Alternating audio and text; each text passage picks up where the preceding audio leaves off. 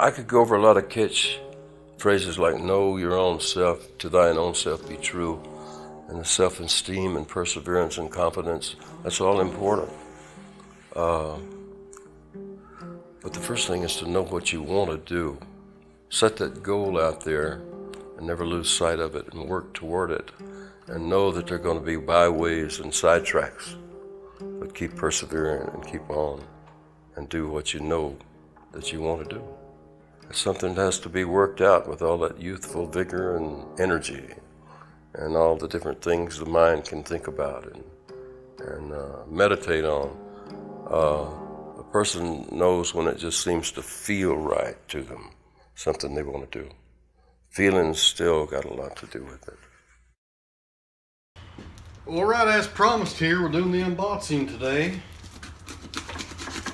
Been out here for about 2 hours cleaning the shop up, and I put a dent in it, but it's still a mess in here.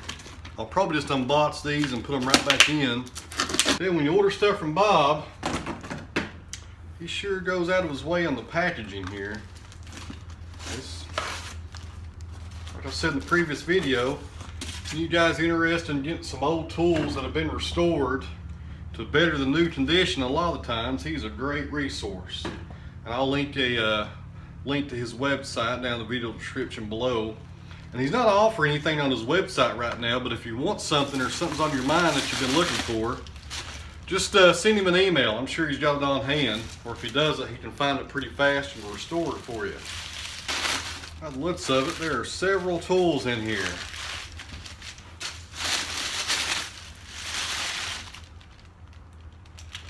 This is a fantastic sight when you open up a box of hand tools here. Let me bring the camera in closer. As you can see, whenever you're doing an unboxing and you have 3 totes right there sticking straight up looking at you, that's a good sign right there. Any of you guys not familiar with that terminology, the handle on the back of a hand plane, wooden or metal, doesn't really matter, that you grab onto, that's considered to be the tote. T-O-T-E, that's what I'm referring to there. Looks like maybe a jack plane down in here.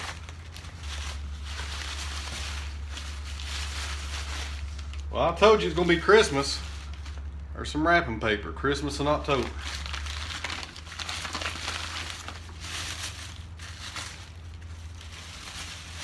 I do not remember this one.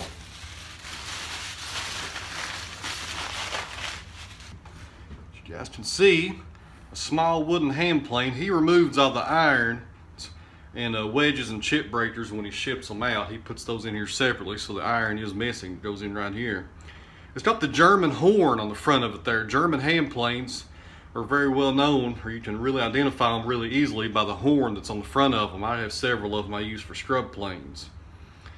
But a very small mouth, very small iron on this plane. But what's unique about it is the sole, which is the bottom. It's a hollowing plane here. You know, you got your hollow and your rounds, and your hollowing was for making a hollow in the wood. And this could have been a cooper's plane. I'm not sure. Coopers made wooden barrels, small wooden barrels back in the day, if you don't know what a cooper is. See, there's the mouth opening there. Very good condition. The sole has no cracks that I see. Not a lot of signs of wear to it. The mouth looks pretty intact. Something else over here on the back right here, there's no maker's mark. This right here could have been a craftsman made plane. What I mean by that is it's a woodworkers 50 and 100 years ago, and some guys still do it now. They made a lot of their own hand planes and their tools. Wasn't a lot offered back in the day, so they had a need for it, they just make it themselves. I'm not sure what I'll use this for one day, but it's pretty unique.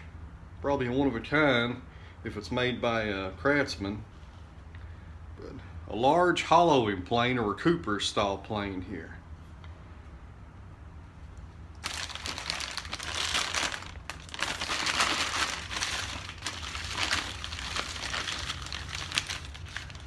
I remember this one. This is the one that I remembered here. This is another Cooper's plane. No handle on it. As you can see, very small. maybe a 1-inch iron probably will fit in there. The iron's in here separately. As you can see the curve right there. See the radius on the sole right there. And the inside of a barrel, or a wooden barrel, has the curve, of course. And out there is what would smooth out that inside of the barrel to make all the inside planes coplanar here. No maker's mark either on this one. Could have been craftsman made. It's really hard to tell.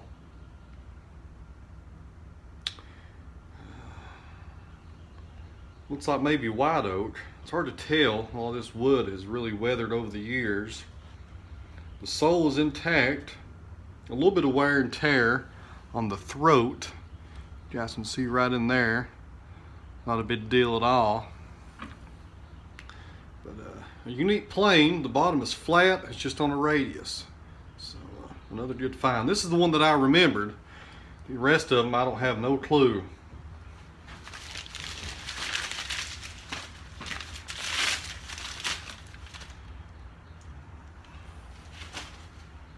Good old-fashioned wooden marking gauge right here. That is 2 hand planes so far, and I think I just grabbed another one here, not counting the 3 larger ones in the bottom. If any of you guys study anything, or any old woodworkers, George Nakashima, of course he's dead. He done some fantastic work though up until about 1990. I think he died in 91. But he didn't believe in metal hand planes at all. He said there was something not right about putting metal on wood. He would only use wooden hand planes. This is another German front horn style hand plane. The sole is flat. There's no radius on it. Some signs of wear and tear. This one has been used. It's got a nice little detail here on the sides. No maker's mark either on this one, no numbering system. The irons may have some makers on them, I'm sure, but the plane bodies here are probably all craftsman made. But this right here is ideal to be made into a scrub plane for removing lots of material.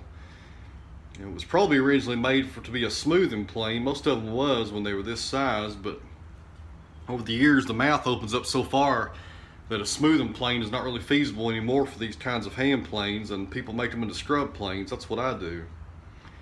A decent little crack here in the throat. Nothing bad though, because a scrub plane doesn't need to be totally flat and accurate anyways. You're just removing a lot of material before you move on to the jack plane or the jointer plane. So I keep this up. This channel's going to look like the Woodwright shop here. And it needs restored in a bad way. It looks like an old Stanley number 51 right here. An old Stanley spoke shave.